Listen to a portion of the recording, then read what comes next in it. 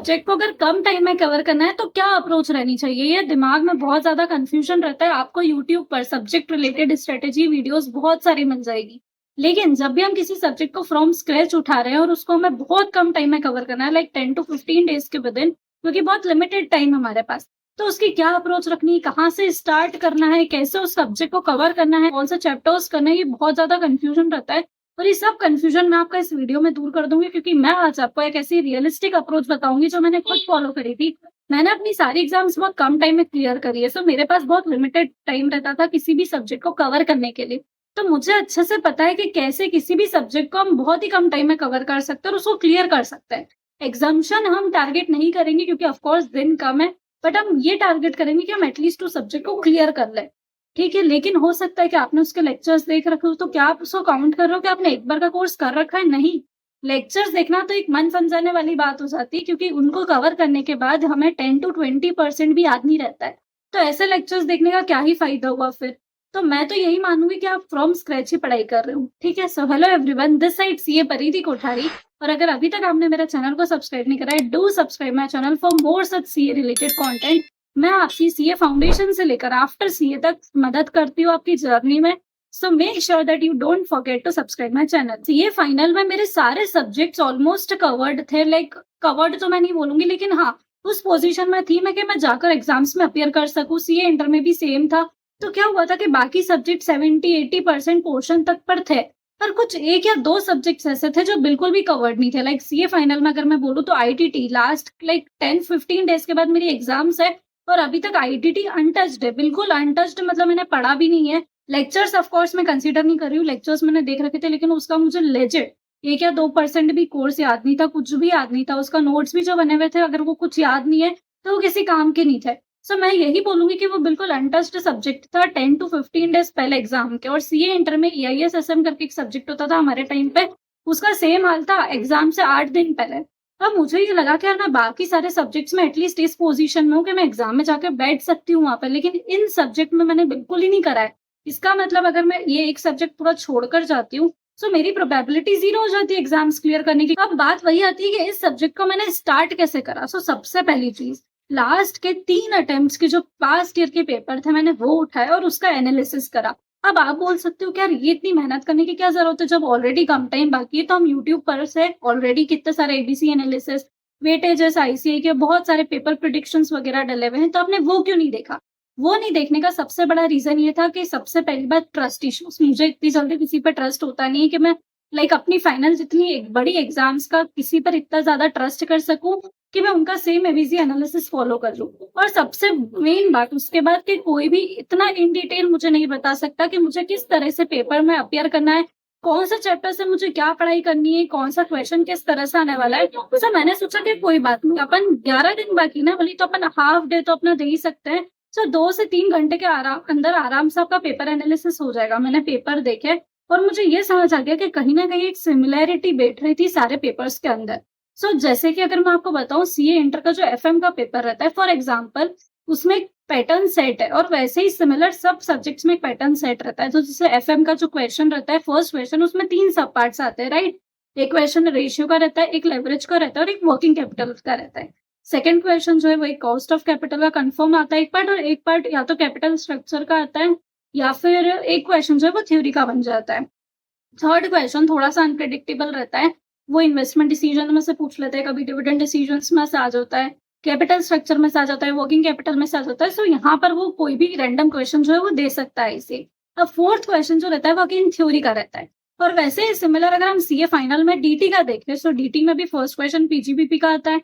Second question का first part थोड़ा सा रैंडम पूछता है, और फिर जो सेकंड पार्ट है सेकंड क्वेश्चन का, वो हमेशा एनआर टैक्सेशन में से देखने को मिल जाता है यूजुअली। अब क्वेश्चन नंबर थर्ड में फर्स्ट सब पार्ट आपको चैरिटेबल ट्रस्ट का देखने को मिल सकता है, जो कि 8 नंबर का रहता है प्रोबेबली, और बी जो पार्ट रहता है वो डबल टैक्सेशन में से हमें मिल जाता है। अब फोर्थ क्वेश्चन में ए पार्ट आपको टीडीएस टीसीएस में से मिलेगा, और सेकंड पार्ट आपको ट्रांसफर प्राइसिंग का देखने को मिल जाएगा। फिफ्थ क्वेश्चन में यूजुअली इक्वलाइजेशन लेवी का क्वेश्चन आता है। सिक्स्थ क्वेश्चन जो रहता है वो थ्योरी का क्वेश्चन रहता है। ऐसे ही एक पैटर्न जो है ना वो सेट रहता है सारे ही सब्जेक्ट्स में। अब जैसे ही आपने ये पैटर्न ट्रैक कर लिया, आपको एक सिमिलैरिटी मिल गई, और आपको साथ में पता चल गया कि किस चैप्टर में से किस टाइप का क्वेश्चन जो है वो आईसीआई जो है वो दे रहा है, और कैसे क्वेश्चन आपसे पूछा जाने वाला है। अब आपने बेसिकली हो सकता है कि पूरा पेपर आप ट्रैक ना कर पाए हो, लेकिन 1 या 2 पार्ट भी आपने ट्रैक कर लिए, सो अब ये काफ़ी बेनिफिशियल हो जाएगा क्योंकि आपने 10 से 20 नंबर का भी अगर एश्योरिटी मेंटेन कर ली, तो अब आपको मेहनत करनी है सिर्फ़ वो बाकी के 10 या 20 नंबर में, क्योंकि हमको लाना है तो 40-50 नंबर ही है पास करने के लिए। अब एक गलती जो बाकी लोग करते हैं, जो आपको नहीं करनी है, इसमें सबसे मेन बात, आपने पैटर्न देख लिया, आपने वेटेज देख लिया कि किस चैप्टर में से कंपल्सरी क्वेश्चन आना है, क्या आना है, वो सब ठीक है। लेकिन आपको स्टार्ट कौन से चैप्टर्स के साथ करना है? ऐसे चैप्टर्स जो कि इम्पोर्टेंट चैप्टर्स हैं, मतलब कंपल्सरी क्वेश्चंस जो कन्फर्म क्वेश्चंस है कि हर अटेम्प्ट में पूछे जा रहे हैं उस चैप्टर से, वो वाला। और सेकंड में वो सिंपल भी होना चाहिए, शॉर्ट भी होना चाहिए। ऐसा चैप्टर आपको स्टार्टिंग में उठा लेना है। क्योंकि मेजर लोग क्या गलती करते हैं कि वो वैसा चैप्टर उठाते हैं जो कि 10-15 मार्क्स का पूछा जाने वाला है।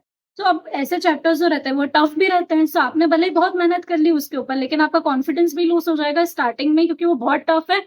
और आपको लगेगा कि यार हमारी मेहनत बहुत बेकार चली गई, ये सब्जेक्ट बहुत ही बेकार है, पर ऐसा है नहीं, क्योंकि आपने अप्रोच गलत रखी है उस सब्जेक्ट की। अब आपको नेक्स्ट फिर कौन-सा चैप्टर्स उठाना है, जो कि कंपल्सरी क्वेश्चन वाला चैप्टर रहता है और इम्पोर्टेंट चैप्टर रहता है और बड़ा चैप्टर है। अब आपको अल्टरनेटिवली चलना है, लाइक एक बड़ा चैप्टर, एक सिंपल चैप्टर, फिर एक बड़ा चैप्टर, एक छोटा चैप्टर। इस हिसाब से अपनी स्ट्रेटेजी जो है वो फॉलो करनी है आगे। अब मैं बहुत बार ऐसा करती थी कि कंपल्सरी क्वेश्चन में जो क्वेश्चन आने वाला है, वो क्वेश्चन भी मैं छोड़ देती थी। मतलब 5 से 8 नंबर का जो क्वेश्चन हर बार पूछा जा रहा है, वो चैप्टर भी मैं छोड़कर चली जाती थी, क्योंकि मुझे ऐसा लगता था कि हर चैप्टर को करने की एक अपॉर्च्युनिटी कॉस्ट लग रही है। ये 8 नंबर का क्वेश्चन जो कि कंफर्म पूछा जा रहा है, लेकिन मुझे पता है कि मुझसे ये नहीं हो पाएगा, तो मैं उसको छोड़ना ज़्यादा प्रेफ़र करती थी। लाइक सीए इंटर में एफएम में मैंने वर्किंग कैपिटल वाला चैप्टर नहीं करा था, जबकि उसका कंपल्सरी क्वेश्चन पूछा जाता है, पर मैंने उसकी जगह बाकी चैप्टर्स को टाइम दिया, क्योंकि मुझे पता था कि बाकी चैप्टर्स भी पूछे जाने वाले हैं। सो अगर मैंने ये करा, तो ये वाले छोटे चैप्टर्स जो है, जो कि मुझे कंफर्म भले ही कम मार्क्स देंगे, पर देंगे डेफिनिटली। सो मैंने छोटे चैप्टर्स को करना ज़्यादा प्रेफ़र करा। सो अब वही बात रहती है कि आपके पास कम टाइम है, तो हर चीज़ की अपॉर्च्युनिटी कॉस्ट आपकी लग रही है। सो जो भी आपको कॉन्सेप्ट ऐसा लग रहा है, चैप्टर ऐसा लग रहा है जो कि बहुत ज़्यादा टफ है, बहुत ज़्यादा टाइम टेकिंग है, और उतनी ज़्यादा मेहनत करने के बाद भी जो आपको नंबर है, आपको पता है कि कहीं न कहीं मुझे नहीं मिलना है। सो आप क्या कर सकते हो कि ऐसा क्वेश्चन जो कि कंपल्सरी क्वेश्चन हो भले ही, तो वो छोड़ सकते हो और ऐसा कोई चैप्टर कर सकते हो जो कि भले ही कम नंबर का हो, लेकिन वो कुछ नंबर देकर जाएगा, कन्फर्म नंबर देकर जाएगा, क्योंकि वहाँ से डायरेक्ट क्वेश्चन आपसे पूछा जा रहा है। सो अब ऐसे चैप्टर्स को ज़्यादा प्रेफ़र करना। अब बात आती है कि कम टाइम है हमारे पास, तो डेफ़िनिटली 100% सिलेबस तो कवर होने वाला है ही नहीं। सो अब ये चीज़ तो पहले से ही मानकर चलना, हमको सिर्फ़ 70 टू 80% कोर्स ही कवर करना है। लेकिन हम जो करेंगे वो बहुत अच्छे से करेंगे। अब बहुत अच्छे से करने का मतलब क्या हुआ? अगर कम टाइम है तो डेली हमको टाइम नहीं मिलेगा कि इस सब्जेक्ट को हम वापस रिवाइज़ कर सकें। तो हमको डेली रिविजन्स में बिलीव रखना है। अब होगा क्या कि आप पूरे दिन में 2 सब स्ट्रैटेजीज़ आप फ़ॉलो कर सकते हो कि आप पूरे दिन में जो भी पढ़ाई कर रहे हो, आप उसको सोने से पहले रात को रिवाइज़ करके सो जाओ, फर्स्ट ऑप्शन। या फिर सेकंड ऑप्शन, कि आपने जैसे 3 घंटे जो पढ़ाई करी, अब आप सब्जेक्ट चेंज करने वाले हो। सो आपने एक सब्जेक्ट को बाय चांस अगर 5 आवर्स डेडिकेट करें, सो इन 5 आवर्स में आपने जो भी पढ़ा वो आराम से 1 आवर के अंदर वापस रिवाइज़ हो जाएगा। तो आप उसको हाथों-हाथ मतलब इमीडिएटली रिवाइज़ कर लो और उस सब्जेक्ट को फिर बंद करके रख दो। सो इन 2 ऑप्शंस में से आपको एक ऑप्शन चूज़ करना है और ऐसे ही अपने रिविजन्स को कंप्लीट करना है, ताकि आपका कम टाइम में वो जो है पोर्शन बहुत अच्छे से हो सके। अब नेक्स्ट क्वेश्चन आता है कि मैं पढ़ना कहाँ से? सो अगर कोई भी प्रैक्टिकल सब्जेक्ट है, फॉर एग्जांपल सीए इंटर की हम बात करें, सो एफएम, अकाउंट्स, कॉस्ट हो गया हमारा। सो ये सारे प्रैक्टिकल सब्जेक्ट्स हमको सिर्फ़ और सिर्फ़ आईसीआई मटेरियल से ही करना है। इसके अलावा अगर आप आरटीपी नहीं देख रहे हो, एमटीपी नहीं देख रहे हो, कुछ भी नहीं कर रहे हो आप, और एक भी आपने लाइक फैकल्टी के एडिशनल क्वेश्चन्स जो है वो रेफर नहीं करे, भले ही वो बहुत इंपॉर्टेंट हो, तब भी चल जाएगा। आप डेफिनिटली सिर्फ़ इसके बलबूते पर पास नहीं कर सकते हो, एग्ज़ाम्शन भी स्कोर कर सकते हो। अब बात आती है कि अगर कोई थ्योरी हमारे सब्जेक्ट्स है, तो उनको कहाँ से पढ़ना है? सो उनके लिए मैं डेफिनिटली बोलना चाहूँगी कि आईसीआई मेट आप मत रेफर करना, क्योंकि कम टाइम में अगर आपने आईसीआई मटेरियल रेफर कर लिया, सो आपके लिए बहुत डिफिकल्ट हो जाएगा उसको कवर करना, क्योंकि वो बहुत बड़ा रहता है। और थ्योरी सब्जेक्ट्स में अधिकतर क्या होता है, हमें रटना रहता है, याद करना रहता है, और वर्ड टू वर्ड तो हम याद कर नहीं सकते। तो उसमें कंटेंट आपको जो है वो सिलेक्ट करना पड़ेगा सबसे पहले कि क्या याद करना है, क्या सिर्फ जनरलाइज कर हमको सिर्फ पढ़कर आगे बढ़ना है। आपको ये मेहनत ना करनी पड़े, इसके लिए क्या होता है, एक बेस्ट फैकल्टी की बुक जो है वो आप यूट्यूब पर देख लेना कि कौन-सी फैकल्टी आपको रेफर करनी चाहिए, और उनकी बुक्स जो है, उनके नोट्स जो है वो आप रेफर कर सकते हो। ऐसे कोई नोट्स रेफर करना जिसके पेजेस कम हो, जो कि शॉर्ट हो, कंसाइज़ हो, और जिसमें से आपको पता रहे कि यार ये सारा मटेरियल सिर्फ याद करने का है, और वो याद कर आप चल जाना, एज़ इट इज़ आप लिखोगे तभी नंबर मिलेंगे। ये हार्श ट्रुथ है, बट ये रियलिटी की याद तो आपको करना ही पड़ेगा। अब बात आती है कि किसी भी सब्जेक्ट को जैसे ही उठाओगे, तो ऐसा तो है नहीं कि आपने आईसीआई मटेरियल उठाया और आपको सब कुछ समझ आने लग गया। सो डेफिनेटली उसकी एक अंडरस्टैंडिंग बिल्ड करने के लिए आपको स्टार्टिंग में पहले एक यूट्यूब का कोई भी रिवीजन वीडियो जो है वो देखनी चाहिए और फिर उस सब्जेक्ट को करना चाहिए, फिर उस चैप्टर को करना चाहिए और चैप्टर वाइज वीडियोस आपको देखनी चाहिए। लेकिन होगा क्या कि एक जब भी टफ कॉन्सेप्ट आएगा, टफ क्वेश्चन आएगा, या कोई भी ऐसा घुमावदार कॉन्सेप्ट आएगा कि आप अटक जाओगे, आपको लगेगा कि यार इसको छोड़कर आगे बढ़ते हैं। सो मैं इस चीज में बिलीव नहीं करती थी कि कम टाइम में भले ही मैं कम कर लूंगी, मैं एक चैप्टर कम कर कर एग्जाम में जाऊंगी, लेकिन मैं कोई भी क्वेश्चन छोड़ूंगी नहीं। सो जैसे ही हम उसको टिक करते हैं ना कि यार ये क्वेश्चन हम बाद में कर लेंगे, वो बाद में तो कभी आएगा ही नहीं क्योंकि आपके पास कम टाइम है। तब आपको उस टाइम पर क्या करना है कि आपने पूरी कोशिश लगा ली, आपने इधर उधर से रिविजन वीडियोस देख ली, यूट्यूब पर सर्च कर लिया, आपने फ्रेंड्स से पूछ लिया, फैकल्टी से पूछ लिया, बट डाउट सॉल्व नहीं हो पा रहा है बाय चांस, आपने पूरी कोशिश करी, उसके बाद भी अगर नहीं आ रहा है तो क्या करना है, याद कर लो कि ये क्वेश्चन का ये पैटर्न है, इसको ऐसे ऐसे ऐसे ही सॉल्व करना है। और एग्जाम में अगर डिजिट्स चेंज हो जाएगी तो उस तरीके से आपको याद रखना है कि यार इसको कैसे अप्रोच करना रहेगा। सो लास्ट ऑप्शन में हमको क्या करना चाहिए, याद कर लेना चाहिए, क्योंकि वो जो क्वेश्चन आप छोड़कर जा रहे हो ना, मोस्ट प्रोबेबली चांसेस है कि वो सेम क्वेश्चन एग्जाम में बैठ जाएगा। अब वो चैप्टर अगर आपने पूरा करा हुआ है बट वो क्वेश्चन नहीं करा, सो वो बराबर हो जाएगा।